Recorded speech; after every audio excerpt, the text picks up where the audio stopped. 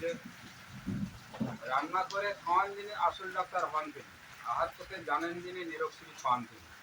তাহলে আমরা যদি আহার করা শিখে নিই আমাদের মাধ্যমে রোগ উৎপন্ন হবে না, এবং আমরা যদি রান্না করে শিখে নিই আমাদের মধ্যে যে রোগটা আছে সেই রোগটা কিন্তু আমাদের চলে যাবে এই আহারের দ্বারা, এবং পুজোরও পূরণ হবে। এই শিক্ষাগুলো কিন্তু আমরা প্রাকৃতিক নিয়মে দিয়ে থাকি মানুষকে। দেখুন আমাদের যে সামনে আমাদের রয়েছে অব্যবস্থা মানুষ কিন্তু আছে তারা প্রাকৃতিক নিয়ম পালন করছে।